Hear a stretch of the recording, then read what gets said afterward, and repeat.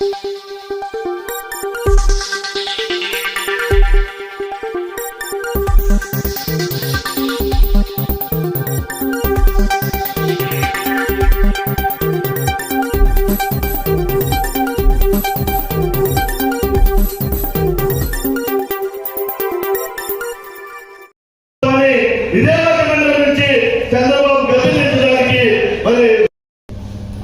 జిల్లాల్లోనూ కార్యక్రమాలు జరగాలి, అన్ని పట్టణాల్లో కార్యక్రమాలు జరగాలి, అన్ని పల్లెల్లోనూ కార్యక్రమాలు జరగాలి. లేకపోతే అధిహా కమిటీ ఒకరోజు ఒక జిల్లా వస్తుందంటే అధిహా కమిటీ సభ్యులు అందరు సభ్యులు కూడా జిల్లాకి వెళ్ళి ఆ జిల్లాని ఆర్గనైజ్ చేసి ఆ జిల్లా అంతటా కూడా మరి మీటింగ్ పెట్టి లేదంటే మన ఏమి చేయాలో అది కూడా చేయాలి. అది పోరాట కమిటీ యొక్క ఉద్దేశం, కార్యాచరణ. ఇంకొకటి ఏంటంటే మేము అడుగుతున్నాం, మా మాల సోదరులు, తెలంగాణలో ఉన్న మాల సోదరుని, ఆంధ్రాలో ఉన్న మాల సోదరులు ఎంత బాధ అనిపించిందంటే డిప్యూటీ సీఎం బట్టి విక్రమార్క నాతో అతను సభలో లేడు. తీర్పు రాగానే ముఖ్యమంత్రి రేవంత్ రెడ్డి అంటే మానవులు ప్రాణాలు ఇచ్చేసేటట్టు రేవంత్ రెడ్డి గురించి పోరాటం చేశారు. కాంగ్రెస్ గెలుపు గురించి పోరాటం చేశారు. తెలంగాణలో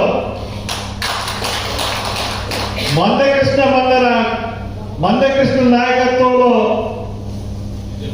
మాదిగలందరూ బీజేపీకి పనిచేశారు. అటువంటి సమయంలో అరే ఈ తీర్పు గురించి తీర్పు అంతా చదివిన తర్వాత దీని మీద డిసిషన్ తీసుకుంటాం అన్నది లేదు. ఆయనే మొట్టమొదటిగా అమలు జరిపేస్తాడట. వర్గీకరణ బాబు చేతిలో ఉంది, రేవంత్ రెడ్డి బాబు చేతిలో. అమలు జరుపు, నువ్వు జరుపు, నీకు ఛాలెంజ్ చేస్తున్నాడు రేవంత్ రెడ్డి. అమలు జరుపు, నీకు దమ్ముంటే ఎలా అమలు జరుపుతావో చూస్తావు. ఒక విధి విధానాలు లేవు. ఒక దళితులందరూ కూడా ఒక్కటే అంటరాని వాళ్ళుగా గుర్తింపబడ్డారు కాబట్టి వీళ్ళకి కాన్స్టిట్యూషన్ లో స్పెషల్ సర్కమ్స్టాన్సెస్ తీసుకుని వచ్చి రిజర్వేషన్ కల్పించి అనగదొక్కబడినటువంటి ఈ జాతిని రిజర్వేషన్ ద్వారా వేరే పదాల ద్వారా అభివృద్ధి చేస్తే దేశం అభివృద్ధి చెందుతుందని ఆ రోజున కాన్స్టిట్యూషనల్ డ్రాఫ్టింగ్ కమిటీ అంతా కూర్చుని ఒక నిర్ణయం తీసుకుంటే 2004లో అగ్రకులాలన్నీ కలిసి మనలో లోపాలను ఎతికి ఒక రూలింగ్ తీసుకొచ్చింది. అదే వర్గీకరణ. ఆ 2004 రూలింగ్ తర్వాత 20 సంవత్సరాలు ఎంఆర్పిఎస్ వాళ్ళు ఒక పోరాటం చేసి అగ్రకులాల అండదండలు వెనకాల నుంచి ఒక స్పాన్సర్డ్ ఈవెంట్ కింద దీన్ని రన్ చేస్తే ఈ రోజుకి మన జాతిలో ఒక స్ప్లిట్ తీసుకువచ్చి 2004లో 2004 రూలింగ్ కి ఇప్పుడు ఓవర్ రూలింగ్ తీసుకువచ్చి. ఇదేమి చట్టం అవ్వలేదు, ఇంకా ఇదేమి రాజ్యాంగ సవరణ కాదు, ఇదే ఫైనల్ ఏం కాదు. ఇది ఖచ్చితంగా ఆగిపోతుంది. ఇది ఎట్టి పరిస్థితుల్లో జరగదు. మన ఎస్సీ అట్రాసిటీ కేసు కాంప్రమైజ్ చేసినప్పుడు 2 జడ్జిలు ధర్మాసనం ఖచ్చితంగా ఆ రోజునటువంటి మనం చేసినటువంటి ఏదైతే పోరాటం ఉందో దాన్ని కేంద్ర ప్రభుత్వం రివ్యూ పిటిషన్ దాఖలు చేసి ఇమీడియట్ గా స్టే తీసుకొచ్చింది. ఈ వర్గీకరణ మీద కేంద్ర ప్రభుత్వం రివ్యూ పిటిషన్ ఎందుకు దాఖలు చేస్తారని ఇప్పుడు వరకు స్టేట్మెంట్ ఇవ్వలేదు. ఎందుకంటే ఈ జాతిని విడదీయాలి, రిజర్వేషన్ రద్దు చేయడానికి ఇదే మొదటి అడుగు. మనందరం ఊరుకుంటామా? సరే, వర్గీకరణలో 2 అంశాలు చెప్పారు. ఒకటి ఉపాధి, 2 విద్య. అసలు ఉపాధి ఉందా? వర్గీకరించారు. ఉపాధి అనేది ఉందా? ఏ సంక్షేమాన్ని ఎందుకు ఈ వర్గీకరణ సుప్రీంకోర్టులో సంక్షేమం అని 3వ పాయింట్ ఎందుకు పెట్టలేదు? డబ్బులు ఇస్తే మళ్ళా ఈ జాతి అభివృద్ధి చెందుతుంది.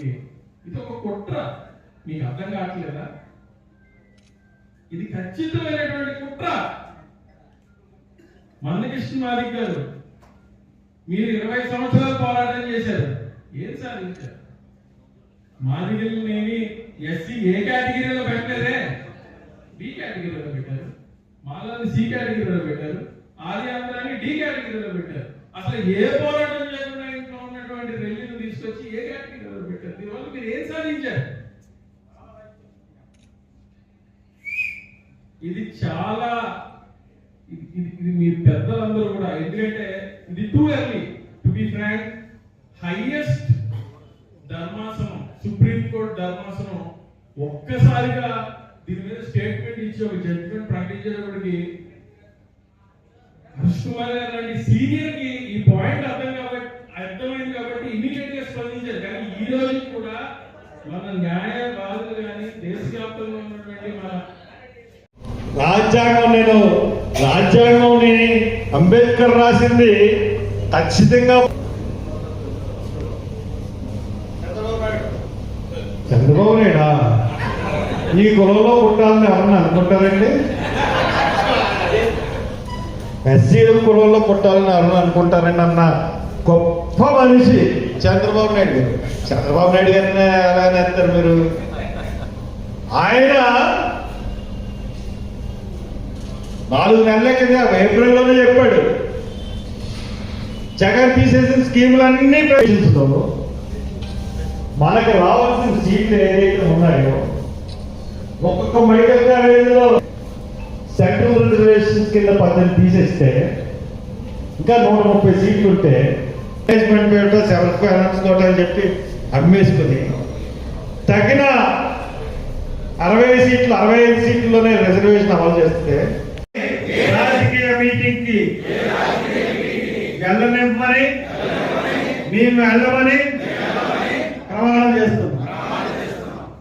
ఎవరు కూడా ఏ రాజకీయ పార్టీల మీటింగ్ కూడా వెళ్ళడానికి వీల్లేదు. గుర్తుపెట్టుకోండి, అన్ని గ్రామాల్లోనే ఇంప్లిమెంట్ జరగాలి. అలాగే వాళ్ళు మా ఉద్యమానికి సంఘీభావం ప్రకటించి తీరాలి.